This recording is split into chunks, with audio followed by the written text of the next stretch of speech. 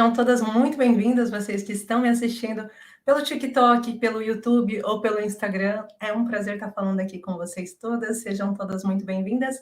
No noje a gente vai falar sobre depressão na terceira idade. Antes de mais, quero me apresentar. Eu sou a Regiane Cunha, sou terapeuta e especialista na superação da depressão e da ansiedade, e é um prazer estar falando aqui com vocês hoje, trazendo esse conteúdo nesse quadro que se chama Depressão e Ansiedade na Prática, né? Você sente depressão? Já coloca aí se você está passando por um processo de depressão, há quanto tempo que você está vivenciando a depressão, o que tem acontecido na sua história, né? Que tem feito com que você permaneça em depressão. Mas lembrando que hoje eu vou estar falando sobre depressão, mas eu vou estar falando da depressão na terceira idade. O porquê que acontece tanto a depressão na terceira idade, quais os 3 principais motivos da depressão acontecer quando a gente entra num processo de terceira idade, e como que a gente consegue encontrar um caminho que seja mais eficaz quando a gente está falando da terceira idade em si, passando por a depressão, né? E que não é uma coisa tão difícil quanto se espalha vencer a depressão. Eu sei que a maior parte de vocês estão acostumados a ver quadros clínicos em que pessoas próximas, talvez da família de vocês, até porque tanto no Brasil quanto Portugal tem uma realidade muito similar, em que a cada 10 pessoas, cerca de 2 pessoas já tiveram ou têm depressão ou ansiedade. Então, é fato que na nossa família a gente tem alguém que está com depressão nesse momento.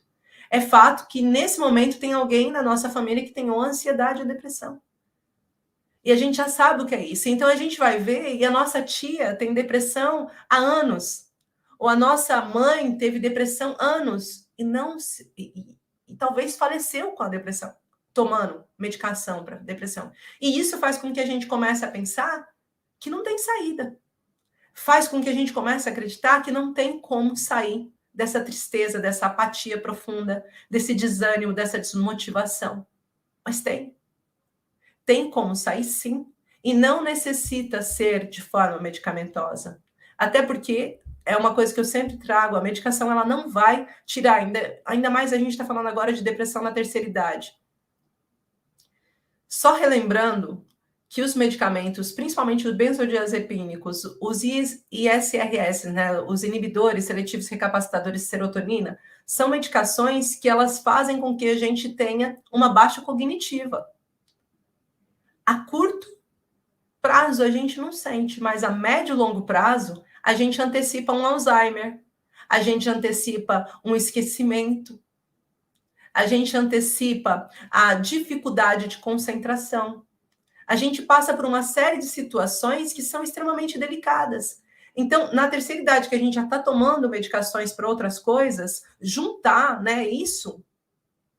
Alguns medicamentos, as mulheres que começaram a tomar a medicação por volta dos 20, 30 anos, com 45 anos elas vão ter hipertensão. 15 anos tomando medicação antidepressiva e você vai desenvolver hipertensão. Ou seja, aquela tensão normal que tinha agora pode virar uma tensão alta. E isso faz com que toda a sua rotina altere-se também. Então, é importante a gente olhar. É importante a gente olhar a nossa saúde e pensar, a gente tem um direito de encontrar um caminho que seja menos nocivo. E como que a gente encontra um caminho que é menos nocivo? Como que a gente consegue encontrar um caminho menos nocivo para superar a depressão e a ansiedade?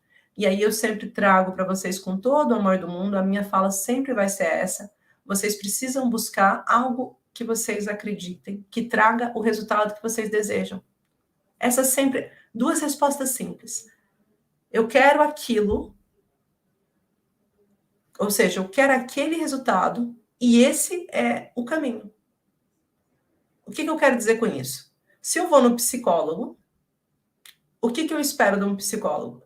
O psicólogo ele está ali, ele vai fazer alguns testes comigo, de perguntas e respostas, anamnese, vai me ouvir, eu vou colocar para fora alguns dos sentimentos que eu tenho, ele pode, dependendo do nível de psicologia que ele tenha, se for psicologia avançada, ele vai ter alguns recursos e ferramentas para conseguir fazer com que eu possa me distrair de pequenos pensamentos obsessores que eu tenho durante a semana, e eu tenho que voltar de 30 em 30 dias, ou de 15 em 15 dias se eu tiver mais recursos financeiros, ou se eu não tiver recurso financeiro nenhum, de 6 em 6 meses pelo SUS, pelo Sistema Único de Saúde.